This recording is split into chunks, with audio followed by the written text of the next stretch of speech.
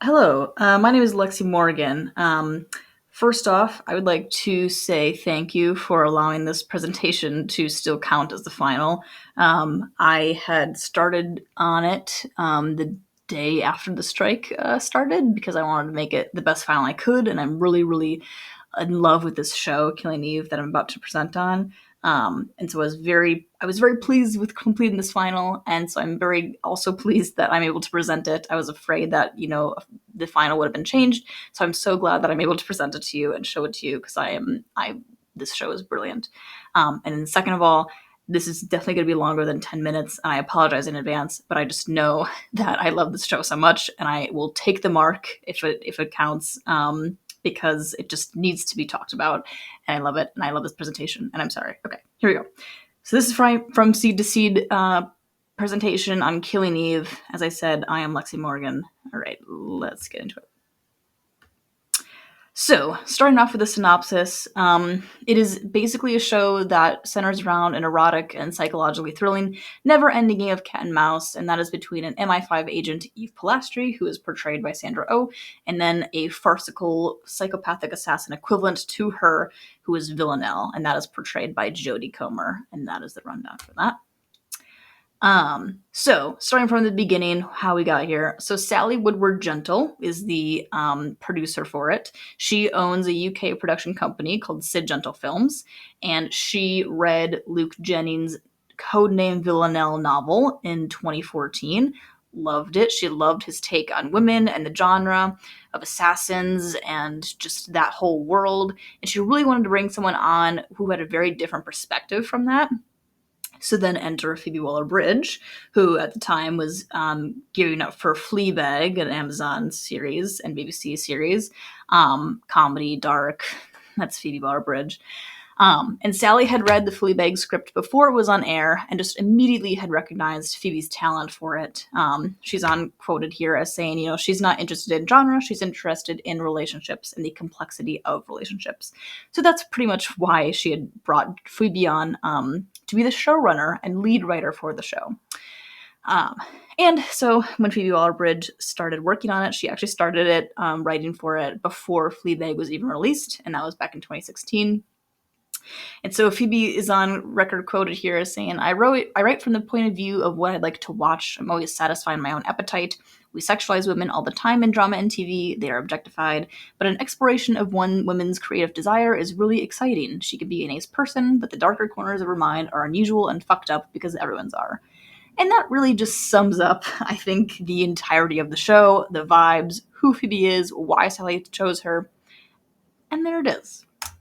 Moving on. Funding for the show was pretty simple. With Phoebe's involvement, that attracted the BBC, who had previously funded Fleabag, or I guess at the time currently was funding Fleabag. And so her involvement brought them on, and then that led to BBC America picking up the show. So BBC America is jointly owned by BBC Studios and AMC Networks. BBC America is strictly American. They do not deal with any UK production companies. They are owned by the UK BBC. And so for development, so in 2014, that was when Luke had published the ebook Codename Villanelle, and that was about 36 pages long. In total, there were 4 novellas published, and that was between 2014 and 2016. And that was then compiled into one novel in 2017 once the show had kind of come to fruition. Luke then also wrote 2 more novels, and that had the Killing Eve branding with it, although those are not canon to the actual show. And then in 2014, again, that was when Sally had come across the novel, the original one, and then her company optioned it. In 2016, that was when Phoebe joined, and then the BBC hopped on. It was announced in November, and then the cast was set that same month. In July of 2017, that was when filming began, and then it wrapped 6 months later. Post had worked on it for 4 months, and then it aired in 2018 in April. So, here are our people involved, our femme fatales for the entire series. We start with Eve Polastri, so she's one of our leads, our main lead, and she's portrayed by Sandra Oh. So, how she got involved was a bit of an interesting tale. So Phoebe was originally going to cast herself in the role, but then ultimately decided against it. She had kind of decided that she was not old enough to play Eve, but not young enough to play Villanelle. She also wanted there to be an age gap between the characters to bring in something else that we hadn't seen before. And then the other thing was that BBC America had wanted one character to be American. They knew London was this very big ethnic melting pot, and so they wanted to really bring in somebody from the States to play a lead in the role. And so Eve just turned out to be that perfect match for casting. The list was very short. Sandra was on the top of it. However, Sandra had sworn off television acting since her Grey's Anatomy stint, and she really couldn't see herself in the role. She thought it was going to be for a receptionist or doctor. But, when she was told that no, it was for the lead, she definitely got on board, as well as Phoebe Waller-Bridge's writing was also what really drew her in, as well as a very persuasive email that Phoebe wrote to her agent saying that nobody else could play the role. And then to enter Villanelle, she was a bit harder to cast. There was over 100 actors on that list, but then Jodie came into the room, and it seemed very obvious for them. Jodie was previously on UK hits like My Mad Fat Diary, Dr. Foster, and The White Princess. And then she also was unconvinced that she could play the role of an assassin, with this just all the accents and languages she had to learn and playing an assassin, that physical role. But there was a chemistry read between her and Sandra that really sealed the deal. And Sally is quoted here as saying their acting methods are very different, but they are completely within the same piece. And that really just encapsulates what they have for the rest of the series. So then we get into the masterminds behind each series. So one thing that's interesting about Killing Eve is that the showrunners changed between each series. And I say series because it's a British show. They don't call it seasons, they call it series. That's just how I'm also choosing to go about it. So yes, there was no same showrunner between each series. The torch was passed down between each person. So obviously series 1 started with Phoebe Waller-Bridge, who had previously been known as Crashing in Fleabag. And then she did not want to stay on because she had other work that she wanted to do. She had lined up. And so she handpicked Emerald Fennell to take her place, who was at the time known for Drifters and I think a short called Careful How You Go, who now is known for Promising Young Woman and also the new critically acclaimed movie Saltburn that is out right now. So she wrote series 2, and after series 2 is when the opinion of the show kind of declines. Suzanne Heathcote took it on for series 3, and she was known for Fear the Walking Dead, and then Laura Neal is on for series 4, and she was known for My Mad Fat Diary and Sex Education. The interesting thing to note is that Laura Neal actually is the only person who was on it for multiple series. She was also in for series 3 in the writer's room. She wrote a few episodes. She wasn't the lead writer, but she was involved in it.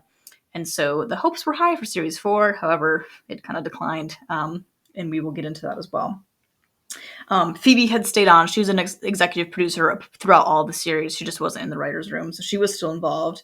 But it's just a very interesting thing to note that they had these, passing of the torch kind of thing that they involved, because the show isn't an anthology series. It's a narrative that really kind of needs the same voice throughout each series, which has now since divided the reputation of the show and the reception of it.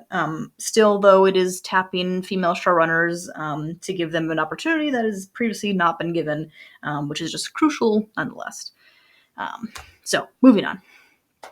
For production timeline, this is a bit boring, but so filming had occurred from July to December 2017. The series for the first series then aired from April to May of 2018. Series 2 was renewed before Series 1 had even premiered, so they definitely knew what they had when they had it. And then the filming and airing occurred about the same time, just different year, or the next year. Series 3 was renewed the day after Series 2 premiered. The filming occurred same time, just a month later, for each airing and filming. And then Series 4 is a bit interesting too. Obviously, we had COVID in that time that screwed up the production timeline for that. But it was also originally not to be the final series. Midway through writing in March of 2021, the creators decided that series 4 would be the last. So that kind of affected the plot and, what direction the show was taking. But then filming for that was from June to November of 2021, and then the series aired from February to April of 2022. So it was kind of reversed from the previous series. Moving on for distribution, it's very important to note that for Series 2, they double ran it on BBC America and AMC to get a lot more views and ratings. So there was that. And then in 2020, IMG, or Endeavor Content, became the exclusive consumer products licensing agent. The merchandising and licensing rights were owned by AMC for North America, and then Sally owned it for the rest of the world. And then just in general for streaming, America had saw it first on BBC America. In the UK on BBC One, it aired in September, and then it was stream only on BBC Three. Europe got it in August on a RTE2, and then Canada got it in July on Bravo, and it is streaming on Crave. So, one of my favorite things about Killing Eve is their marketing and promotion. It's very unique to the show, and I love it. So, Series 1 had a lot of organic promotion with all the buzz that it had generated, just from it being a new show and the people who were all attached to it. However, the next 3 series had very different campaigns for promotion, and that was all done through the BBC creative team, who are just so brilliant. So, Series 2 had this thing called Public Displays of Obsession, which I just love, and I think that's brilliant. And so it consisted of these billboards that were all over the country in Europe, that were basically writing back and forth between Eve and Villanelle. And then that number that you see on there goes to Eve's actual voicemail, if you called it, and it's her saying to, Villanelle to stop, and it's Sandra's voice saying on the phone, which is just a very fun, interactive thing for fans to be involved in. In addition, BBC Radio 1 was bombarded by song requests from Villanelle to Eve. And then there was a Twitter hashtag, which was Crazy for Eve, that was trending that audiences could witness. And then Villanelle also hacked into the BBC account and had a Twitter meltdown over Eve. And that resulted in the account getting locked because it had exceeded the maximum amount of tweets that were allowed in a day. So it was just a very fun thing for fans to see and witness, and kind of get involved in. So I love it. For Series 3, it had this really fun cereal box PR set that was for influencers and superfans. It included breakfast foods, a toy weapon, personalized letter from Villanelle, and then it also had a special access code for the next episode. So that was a fun thing that they did. And then the Series 4, the final one, they decided to go out with a bang for this. They had this box of chocolates campaign that was gifted from Villanelle to influencers. And then there's also a competition for fans to get their own box. The catch is that one of the chocolates is poisoned. And I have a video here to show. Also been sent a box of chocolates from Villanelle herself. One of them is poisoned. Poisoned?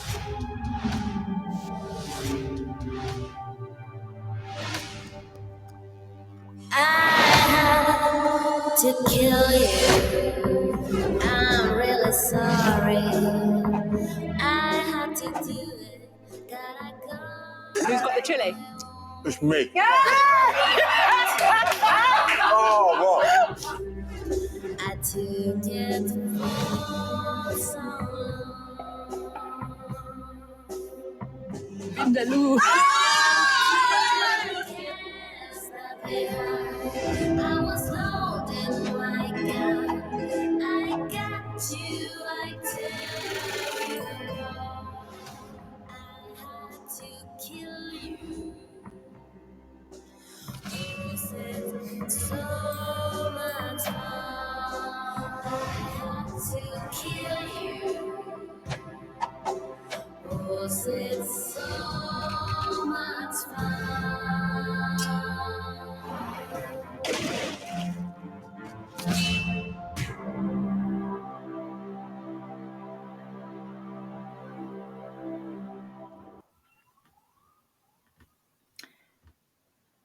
right. So that was that. And I just think it's so clever and so unique. And I love that it was done under 5K, which is crazy that they were able to reach that many people with just that budget. And I love it.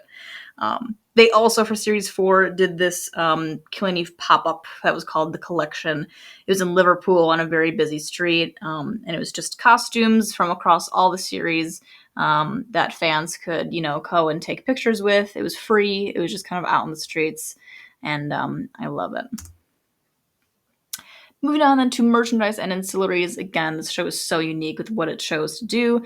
Obviously, AMC had its own collection, like a lot of networks do for their show's merchandise. But then there was also a few interesting brands that had chosen to collab and partner with Killing Eve that created some very interesting products based on the show's aesthetic. So, starting off with AMC, in addition to the traditional apparel that they do for shows, like clothes or phone cases or water bottles, they also did a line of kitchenware, which is just brilliant, I think, for like the housewife assassin vibe. So they had cutting boards, a cookie jar, they had wine and whiskey tumblers. There's aprons. It was just a very interesting line of merch to have.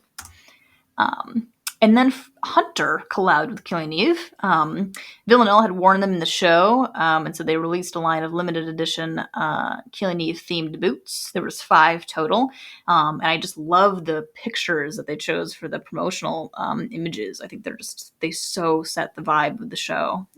I think it's just a very, very fun way to do it. So yeah, and then we get to my favorite promotional thing, which is a luxury lingerie brand named Coco de Mer, created a limited line that was very much in tune with the show's aesthetic, which this is just so unique for me, and I love it. It really fits with like the sexy espionage femme fatale vibe. It's just never been done before. I love it. I think it's so unique. I think it's just brilliant. And then finally, putting the show in numbers here. For Series 1, the finale got 1.25 million viewers, and that was up from 86% from the premiere, which had 986,000. The show in general, or that series in general, got 95% on Rotten Tomatoes. So it was, a pretty high-hitting show. It was very, very well done. For Series 2, it got that double run, remember? So it premiered at 1.2 million viewers, and then it averaged about a 1.8 million per episode, and that was across both channels.